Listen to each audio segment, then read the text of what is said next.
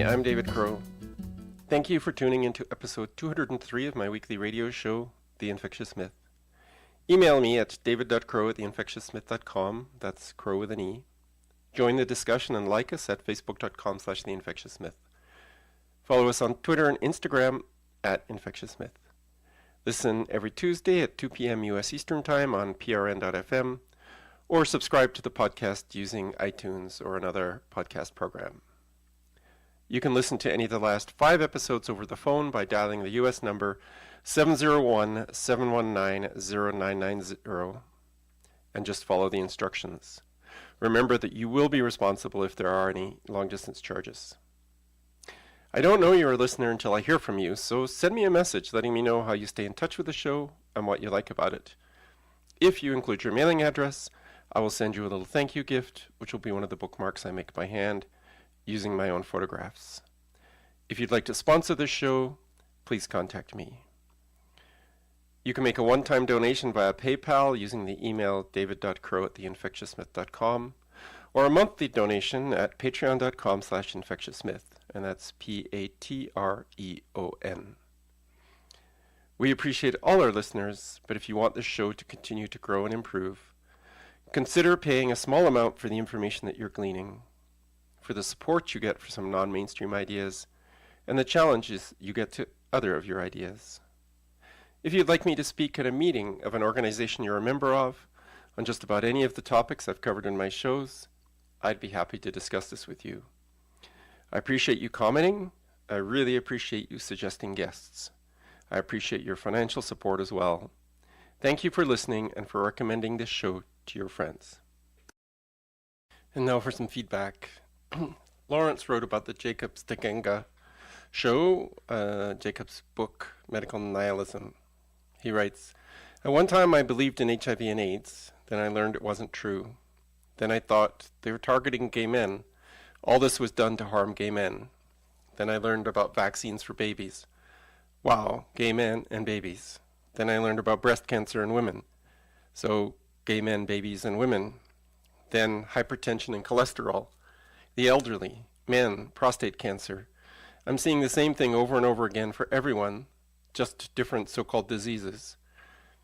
AIDS is not a new thing created to harm gay men. It's just following the status quo. It's the same old thing that we've been doing and are doing with the whole population. I'm working with a relative and researched her medications. This is what I found. 7 drugs, 5 of the 7 have black box warnings. She's taking 5 drugs for hypertension, while taking 3 drugs that cause hypertension and 4 drugs that cause hypotension.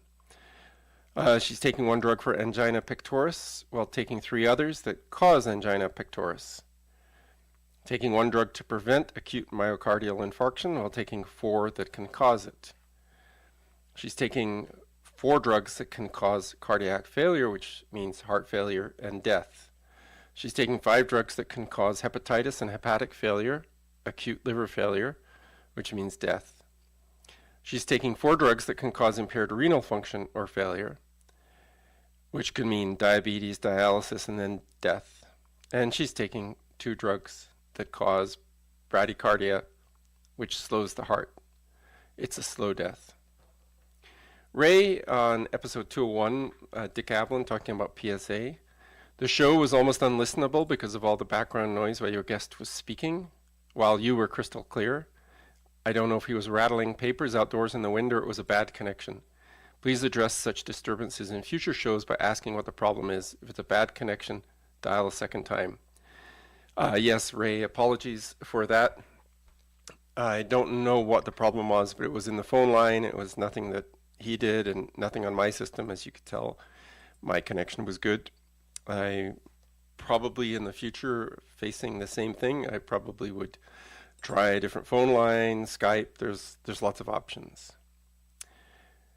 Donald, about the same show, said, "I'm going to buy his book. It was one of your best shows." Marla wrote from New Zealand, "I think you do an excellent job bringing up alternative views and ideas, and you are always on subject and do not ramble. I appreciate that. I think I may have suggested this guest to you for your previous podcast, How Positive Are You? It would be wonderful if you could get former South African President Thabo Mbeki to come onto your show, even if just for a pre-recorded interview. I've always been astonished at how a man of his stature and importance was turned into a pariah, and largely because of his criticism of the AIDS consensus. I know there are other issues related to him, such as some supposed corruption, but I suspect much of this is also manufactured by his critics. And best wishes for a happy Christmas and New Year. Well, Marla, all the best wishes to you for the holiday season. And I have tried to contact Thabo Mbeki again. I've tried through his foundation once before and got no response. I'm afraid that even Thabo Mbeki thinks the subject of HIV and AIDS is toxic and may not want to stick his head up out of the trench again. But if I hear from him, I will certainly be very happy to interview him. We haven't had an episode on the subject of the justice system for a while, but when I saw a review of the book The End of Policing by Alex Vitale, I knew that I had to interview him. I can't really think of a world without the police, but his provocative title did make me think about exactly why we need them. As a middle-class white man, I've had very few interactions with the police, a few speeding tickets, a vandalized car, a couple of petty thefts. But I also know that there's a dark side to the police. The war on drugs, completely futile, on sex work and sex workers, on immigrants, and police shootings with, until recently at least, almost total impunity. So, let's talk about it. Alex Vitale is a professor of sociology and coordinator of the Policing and Social Justice Project at Brooklyn College. He has spent the last 25 years writing about policing and consults with both police departments and human rights organizations internationally. He also serves on the New York State Advisory Committee of the U.S. Commission on Civil Rights. He's the author of City of Disorder, How the Quality of Life Campaign Transformed New York Politics, and The End of Policing. His academic writings on policing have appeared in Policing and Society, Police Practice and Research, Mobilization, and Contemporary Sociology. He's a frequent essayist whose writings have appeared in the New York Daily News, the New York Times, The Nation, Vice News, USA Today, etc. It was his book, provocatively titled The End of Policing, published by Verso in September 2018, that caused me to want to interview him. So welcome to the show, Professor Vitale.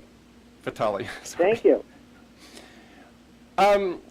Maybe these days it would be normal to start with police shootings of black men, but one of the things I learned from Ferguson that seems to underlie all of this is that policing in poor communities appears to be money-driven harassment. People are arrested and fined based on minor offenses, driving without insurance, driving without a license, which are probably much more common among the poor, a broken taillight, things like that. So what can you say on policing as a fundraising enterprise for poor cities? Well, I think we do need to be careful about overstating this. There is a tendency to limit a kind of progressive analysis to following the money, and it's certainly true that in Ferguson there were some corrupt policing practices that were, using the criminal justice system as fundraisers. But I don't think that this really explains what's going on, for instance, in big city policing, which is where we have, hugely problematic impacts from policing. While some cities have had various kinds of quota systems, these were really driven or designed to drive individual officer productivity rather than generating income. And in most cases, the police department isn't really implicated with the amount of money that's raised by courts and fines, et cetera, because that money doesn't flow through their budgets. It goes to the city budget. And in a place like New York or Los Angeles, it's a lot of money, but in comparison to the overall city budget, it's not substantial. Okay, so where it does exist, it's deeply problematic, and it not only shifts resources from the very poorest people in the community, it also can result in totally unnecessary incarcerations, suspended licenses that then lead to arrests, etc. So I think more broadly, we want to challenge the use by police of a whole host of kind of traffic enforcement mechanisms that rely on very expensive and punitive systems of fines that target largely the poorest folks. And I mean, maybe this isn't directly related, but I have observed, living in North America for a long time, that we have lousy public transportation, and so the poor need a car just in order to survive in many cases. And of course, it's very hard to pay for all the expenses. This is especially true in rural and suburban areas where transit links are notoriously inadequate, especially in terms of servicing poor people who, in fact, disproportionately need those services. Right. So I've heard a lot about broken windows policing, which seems to be how minorities come into contact with police much more frequently than, say, middle class white people in cities. So how does that work, and what was it intended to do, and what did it actually do? Well, the broken windows theory is definitely a big factor driving what I call the larger problem of over-policing.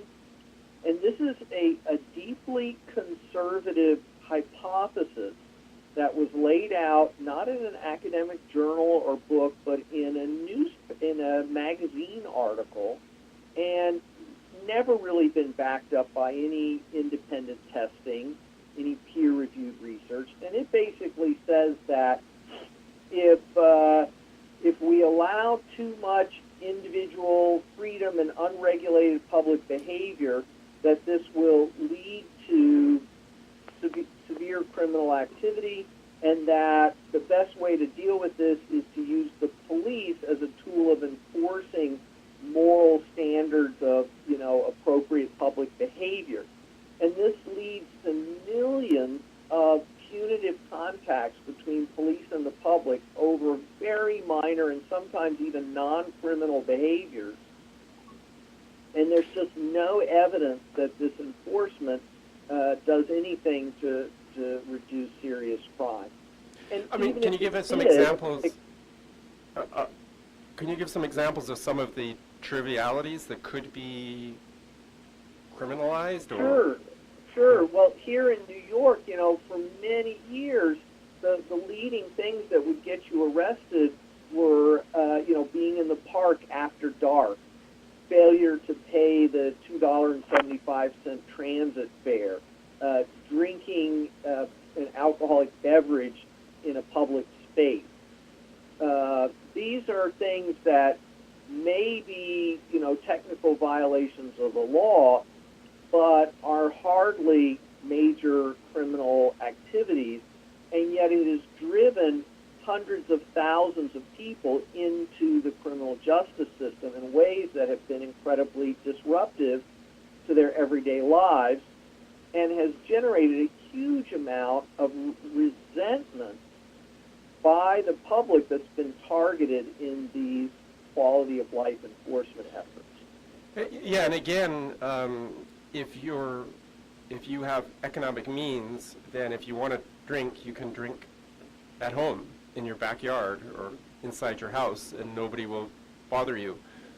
If you're poor and don't have much living space, then a park seems like a good place to drink or and often enjoy. what we see is that this stuff is actually used to target the most vulnerable people, homeless folks, street youth, people who really have very few alternatives. So that instead of, for instance, building public bathrooms for our massive homeless population, we criminalize urinating in public. Yes, I saw something in Paris where they wanted to build urinals that were discreet, but then somebody said that's not equitable for women. but of course, it's not possible to do the same thing for women because of simple anatomy. So because Well, of you could do something, and I think the real objection was not the gender equity. I mean, Amsterdam has these, other cities have experimented with them. I think there was just a backlash by very conservative members of the public who find the idea of public urination so distasteful. And so they would rather have people criminalized than to provide some kind of ameliorative infrastructure for them. Right, and I guess again the economic disparity is if you have money, you go into a coffee shop and buy a coffee and use the washroom.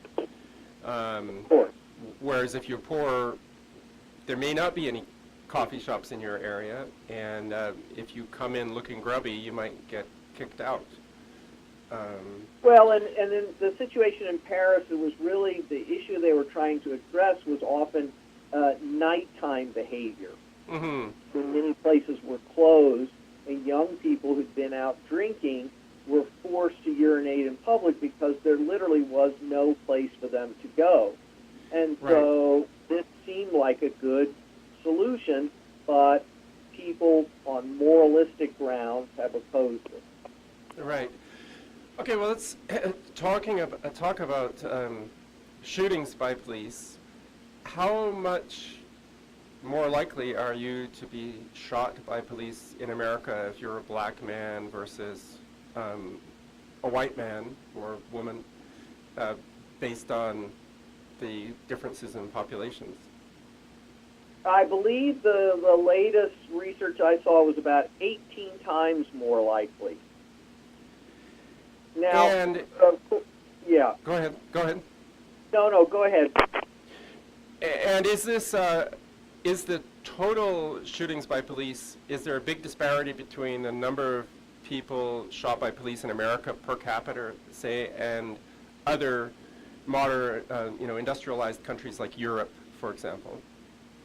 Oh yeah, there's a huge difference.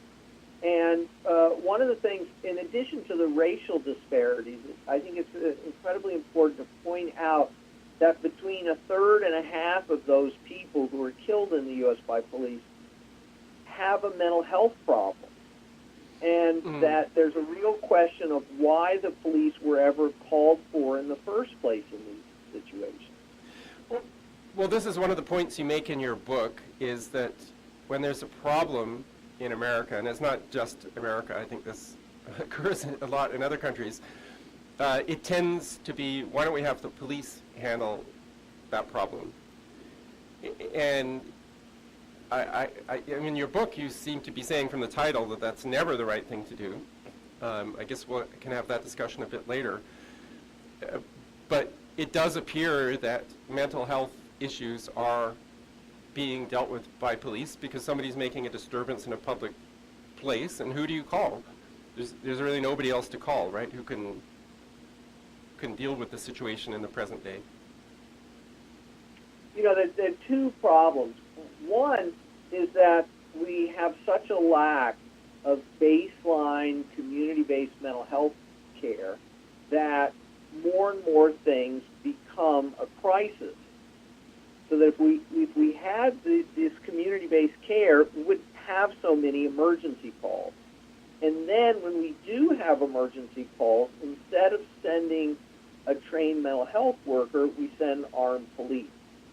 And that contributes to an expectation that if someone wants to commit suicide, that they can call 911 and armed police will come, and if the person does something remotely threatening, they can count on the police killing them. And then the police say, see, we have to have a police response because so many of these people are threatening.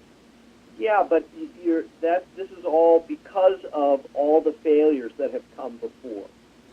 Right. There was a case in Toronto where there was a young man suffering some kind of mental health crisis who I believe had a knife, But at the time he was shot, he was alone on a streetcar. So the only thing he could do at that point was property damage, unless he decided to charge out of the streetcar.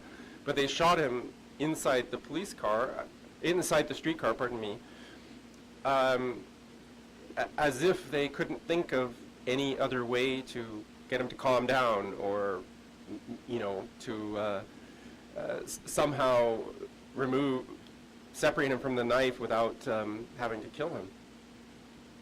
Yeah, this is the kind of threat neutralization approach to policing, which is widespread in the U.S. and obviously exists in Canada to some degree. Yes. That is really not about going the extra mile to preserve life, but to operate from a kind of warrior stance that says, as soon as I see any justification for the use of deadly force, I'm going to go ahead and use it. You probably heard about the policeman who was fired because he didn't kill somebody who was holding a gun that he knew was unloaded. And the man with the gun said, "Shoot me," and asked to be shot by the police, and the policeman refused, knowing that it was a case of suicide. But when his colleagues came, they shot him right away, and then they fired the policeman who hadn't fired his gun. Yes, well, obviously that's very troubling, and that is consistent with this kind of really toxic, conservative, thin blue line kind of mentality that runs through policing, that really views the world as divided between good and bad people, and that the police need to be this essentially authoritarian force to police that line between good and bad. It deeply misunderstands, I think, the complexity of human nature and overestimates the value of these kinds of violent authoritarian interventions. One interesting thing about some of the police killings are that black and minority policemen seem to show similar behaviors. So, for example, in the Baltimore case, where a man was essentially shaken to death in the back of a police van, it wasn't a shooting, obviously, the policemen driving the van were black. So some people said, well, you can't say police are racist because this was black on black violence. I mean, how does the culture of the policing affect minorities who are employed by the police? Well, there's absolutely no evidence, despite numerous studies, showing that the behavior of non-white officers is any substantially different than the behavior of white officers. They're all embedded in an institution that sends a very strong message about what the job is. And so arrest rates, use of force rates, complaints from the public are fairly consistent across race.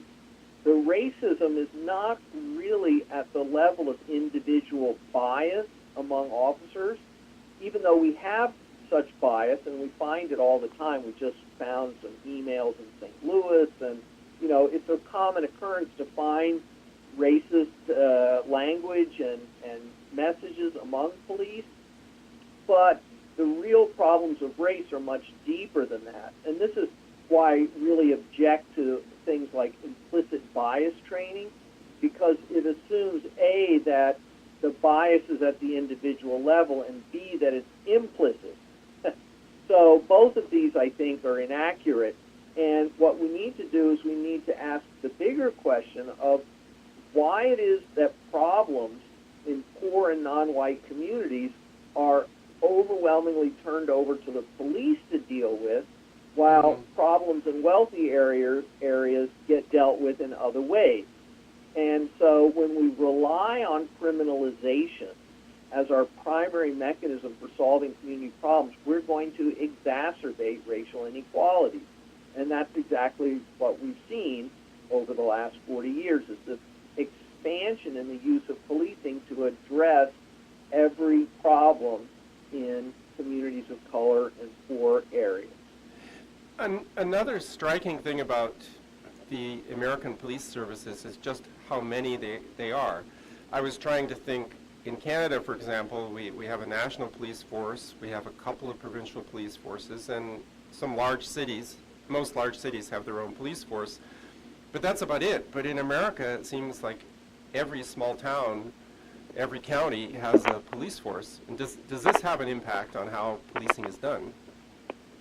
Well, we have between 17 and 18,000 individual police departments in the United States at the local, county, state, and federal level, as well as, hybrids of all of the above.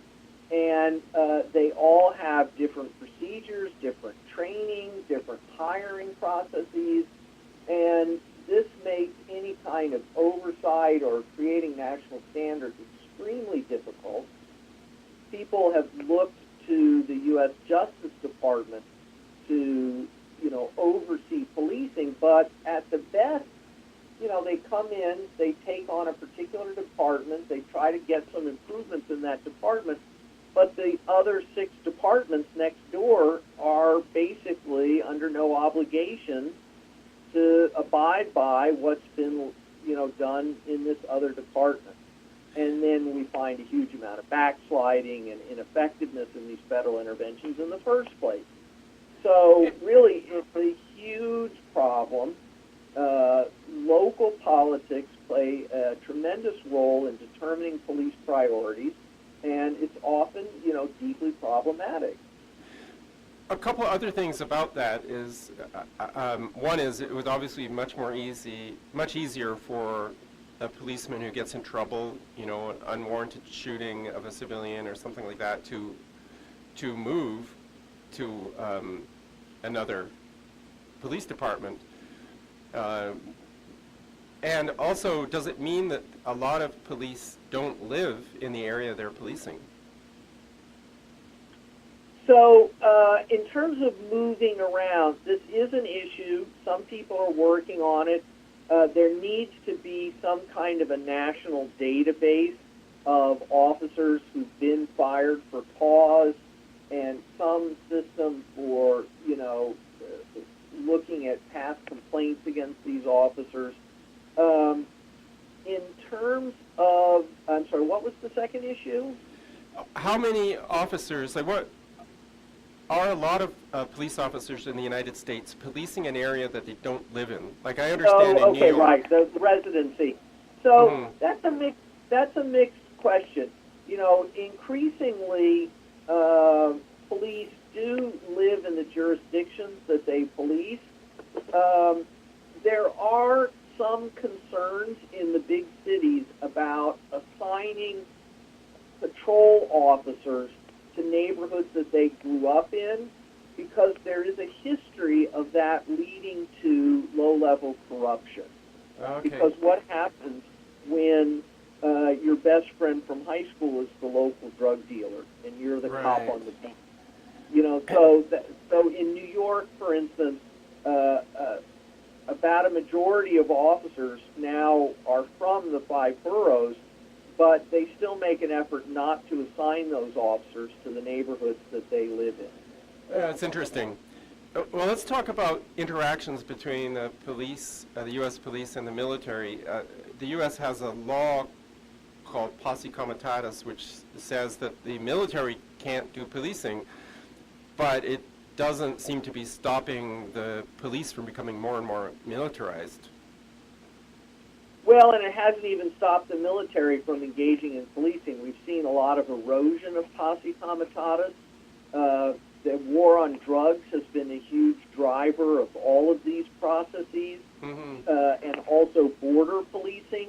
So now the military are involved in drug interdiction work along our borders, as well as some immigration-related border control work.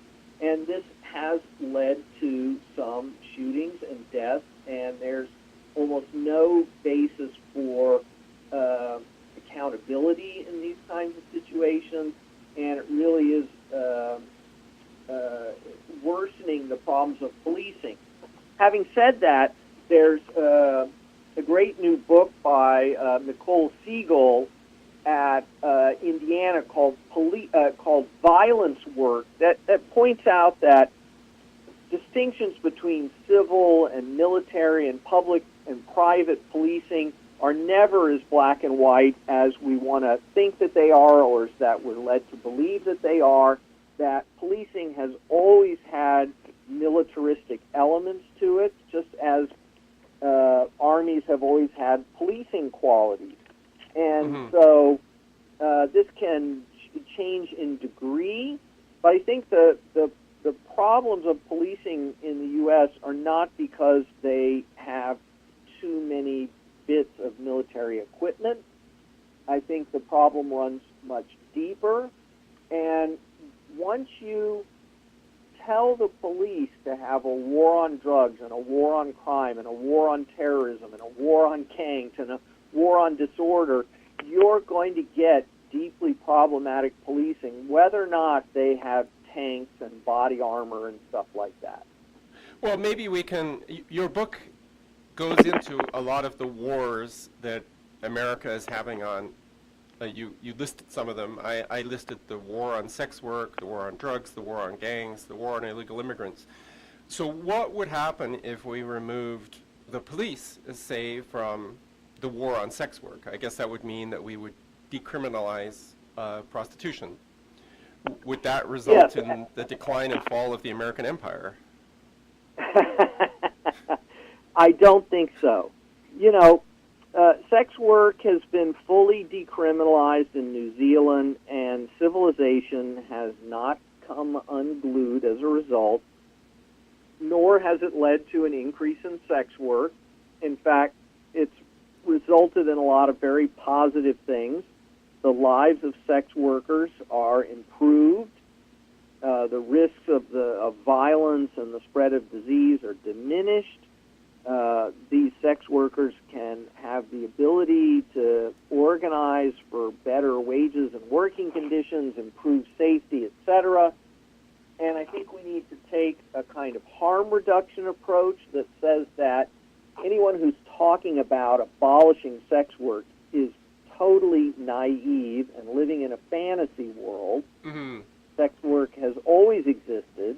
And what we need to do is quit trying to pretend we can eliminate it through state action, and instead try to work to improve the lives of people engaged in that work, and also improve the lives of marginal workers more broadly, so that people who are currently pressured or coerced or drawn through lack of options into that kind of work will have other opportunities.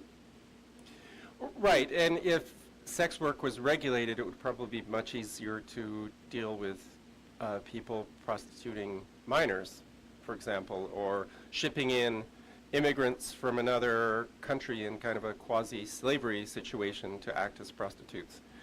If it was nothing legal. is a perfect Right, nothing is a perfect fix, but if you bring sex work out of the shadows and it's no longer under the control of organized crime, then it's going to really reduce the prevalence of those kinds of practices. Because why would you go to some sketchy underground place when you can go to the corner place and know what you're getting into? Right. Now, there will still be people who will want these forbidden activities, harmful practices, and, if we create a kind of environment where there's good enforcement of labor laws and more openness about this stuff, it'll be harder to keep that stuff a secret. I remember...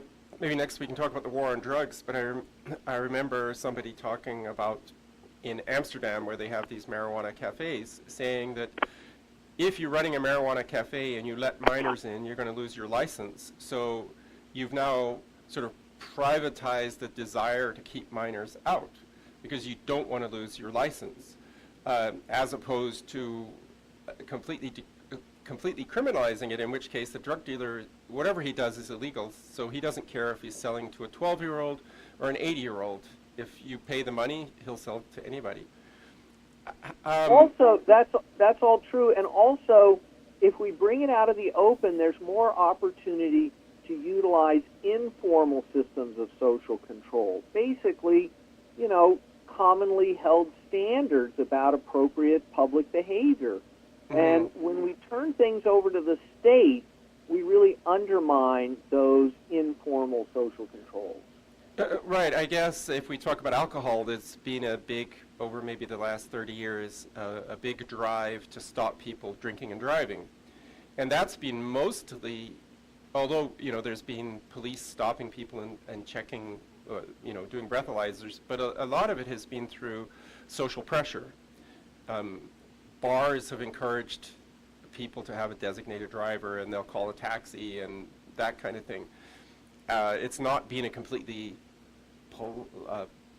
police-driven program. That's right. I assume that you followed countries like Portugal that have decriminalized drugs, and things seem to be going okay in Portugal. Do you have any comments on places which have decriminalized drugs? Yeah, well, I think this is exactly the direction we need to be going in. We're just caught in this totally asinine approach to drugs that is predicated on this idea among much of the public that we need the state to be this mechanism of sending a message to our kids that drugs are wrong. And I, for one, have kids and don't want the police having anything to do with telling my kids what's right and wrong. That's my job. And the police involvement in the war on drugs is entirely negative. We've had a war on drugs in the U.S. for over 40 years, and anybody can get any kind of drugs they want, anytime they want them. It's had absolutely no positive effect. We've locked up literally millions of young people on drug charges and have nothing positive to show for it, and that's in large part because I don't think it was ever really about public health or public safety. It was about a cynical politic of appealing to white voters in the wake of the civil rights era as a way of signaling that we were going to get tough on blacks. And we have, the data from inside the Nixon administration that shows that that's exactly what they were thinking. And we just have to get police out of the drug business. We need schemes of legalization, deregulation in some cases, decriminalization in some cases, and just do well thought out harm reduction and public education strategies instead.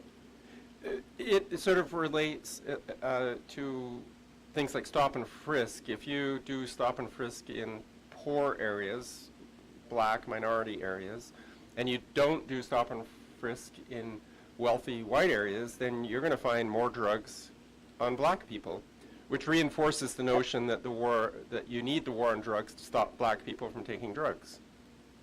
That's right, and we have data that shows that this is true, that the enforcement practices are overwhelmingly racially biased, and this is true for traffic stops that are often not about real traffic infractions. They're fishing expeditions looking for drugs. We call them pretextual stops, and this should just end.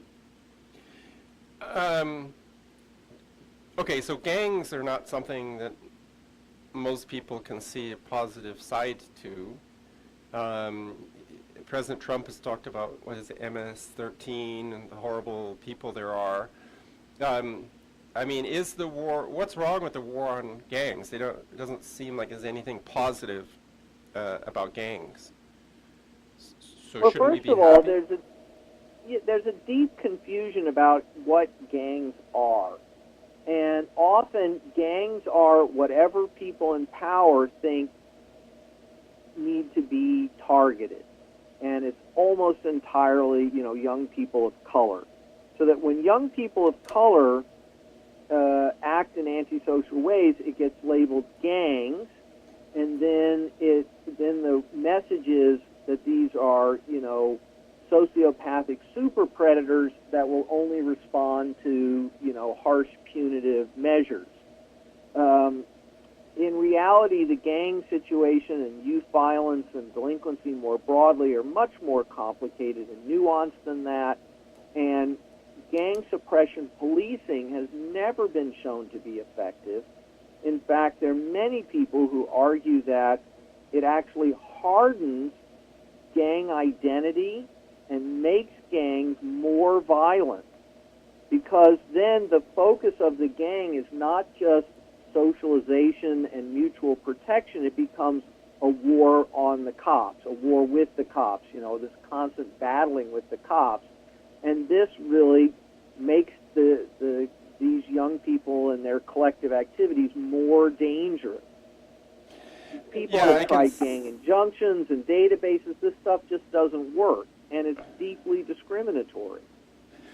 Right. I mean, gangs will morph when they're under pressure, and so things like violence becomes a tool to avoid arrest. So if you suspect one of your members is talking to the police, you're just going to kill them. Well, I wouldn't say that so much as I would say that it's about identity formation.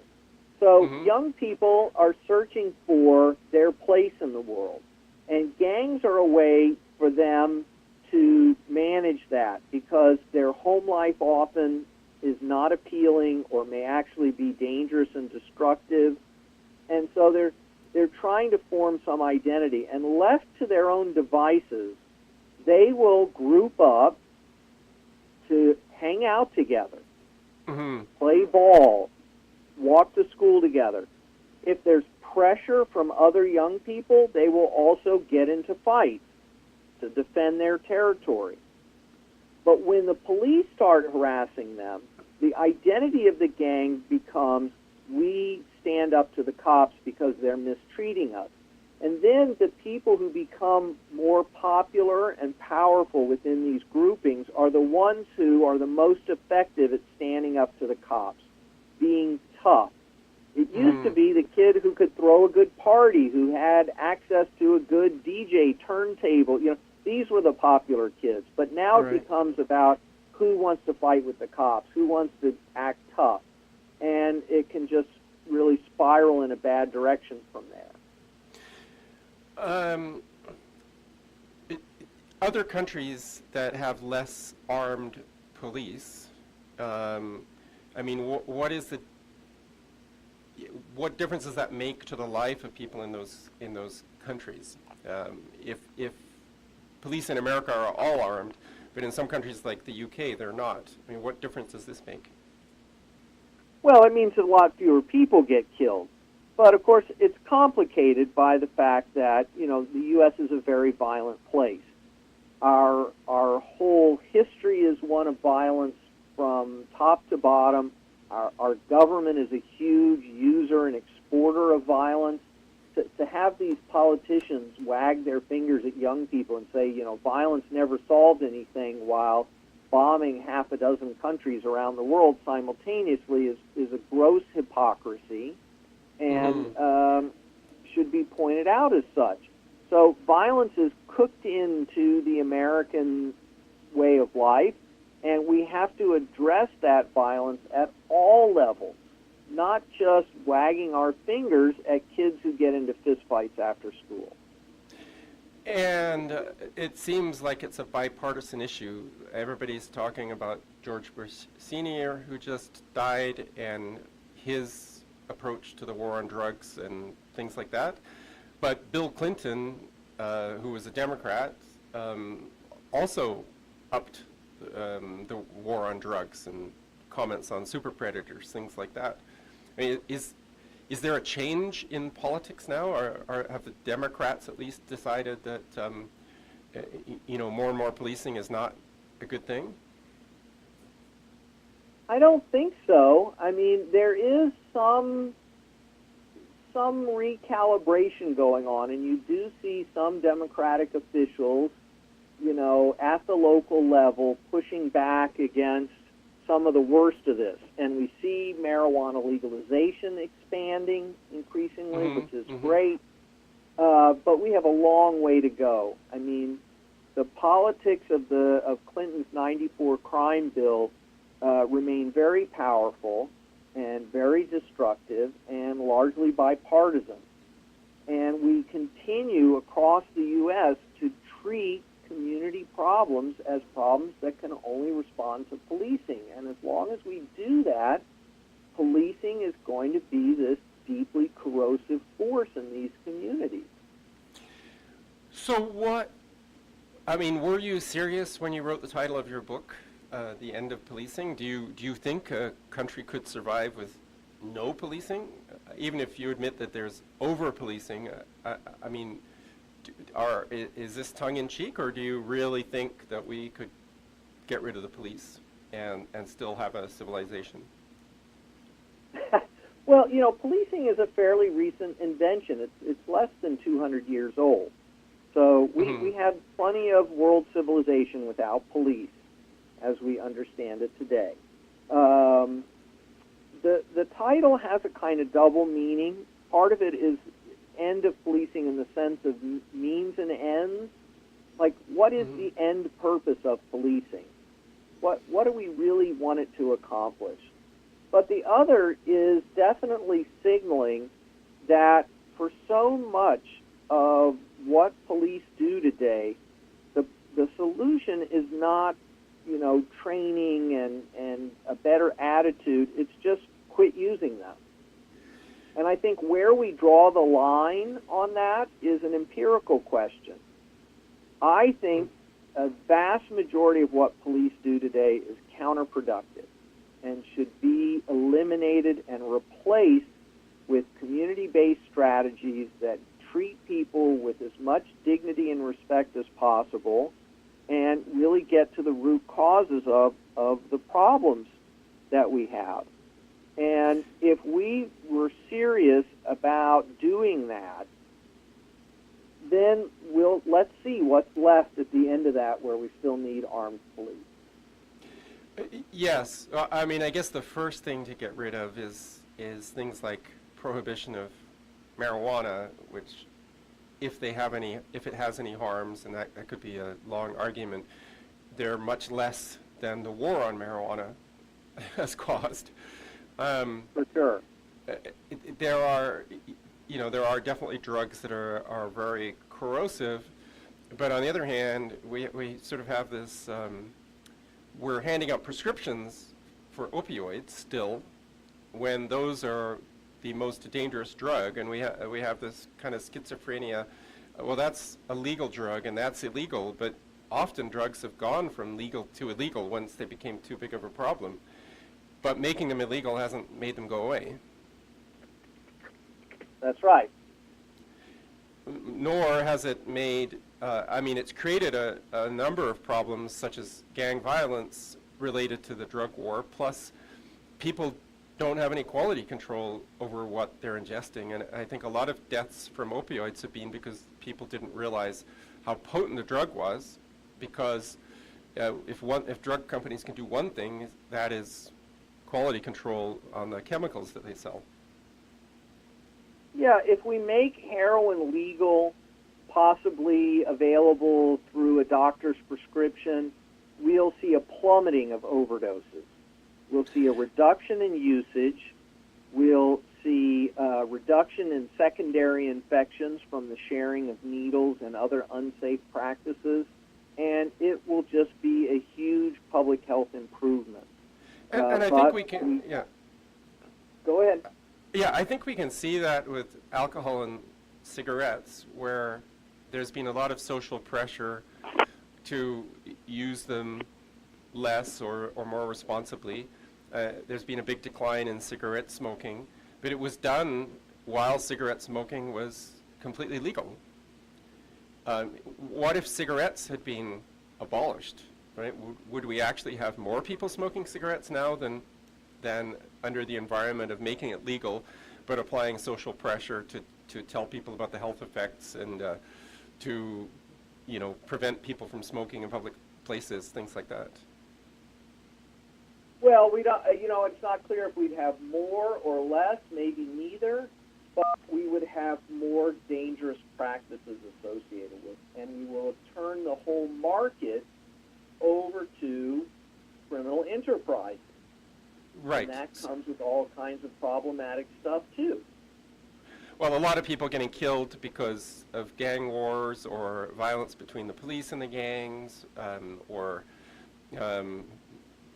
well, I guess there's so many things that happen when criminal enterprises take over. So, getting towards the end of our discussion, what gives you some hope that the future of policing will improve, and that some of the, at least maybe not the end of policing, but the end of some bad policing, bad police practices, over-policing, policing when not necessary, things like that? I think that we have to get rid of the wars. We have to get rid of all these wars on disorder and gangs and drugs, and then we can talk about how to make what's left as humane as possible. But I think until we get the police out of the business of doing a huge amount of what they're doing, these efforts at retraining, sensitivity, even accountability are just doomed to failure. And as long as city budgets are dramatically skewed towards policing, I mean, if a policeman leaves the police force, there may be limited options for an equivalent paying job. Well, that's what I've argued, is that we need to offer people job transfers, and if we were really investing in communities, creating youth intervention programs and real social work settings and employment opportunities, there would be jobs for people who currently work in policing and corrections. And most of those people would much rather be coaching an after-school football team than beating up prisoners in a lockup. I would hope so. Well, thank you very much for joining me today.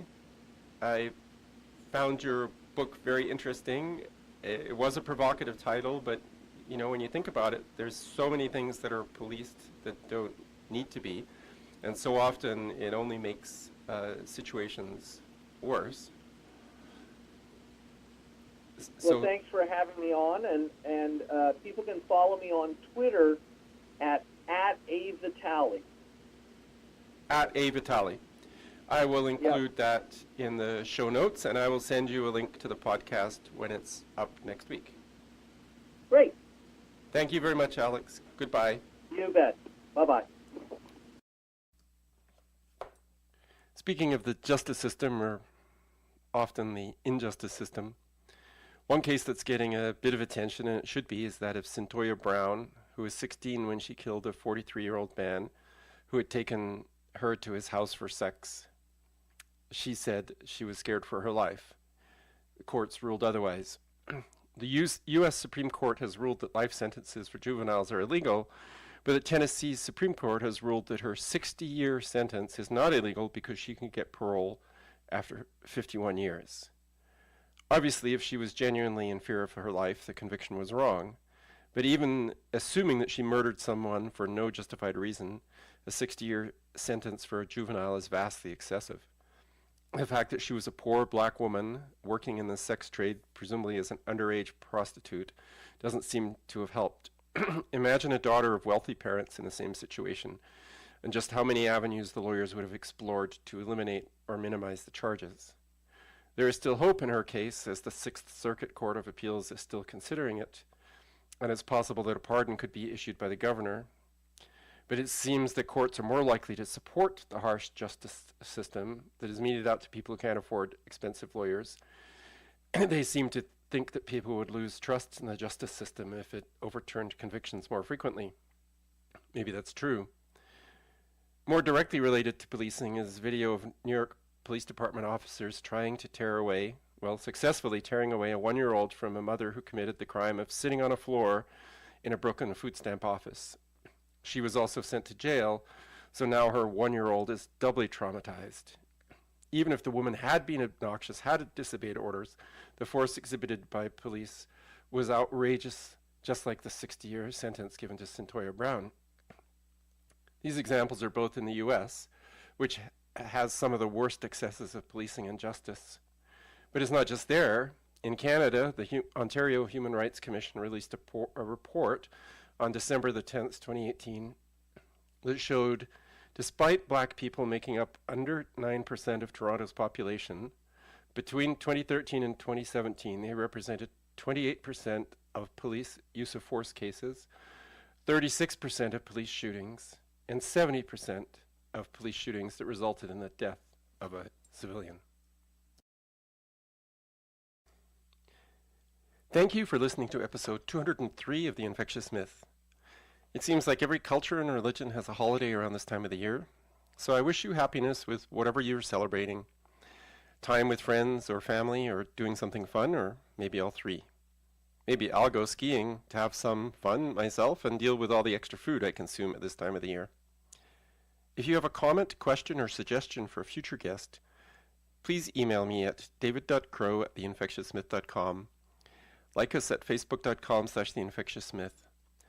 Follow us on Twitter and Instagram at infectiousmyth. Commit to monthly donations of any amount at patreon.com/infectiousmyth. Until next week, thank you and goodbye.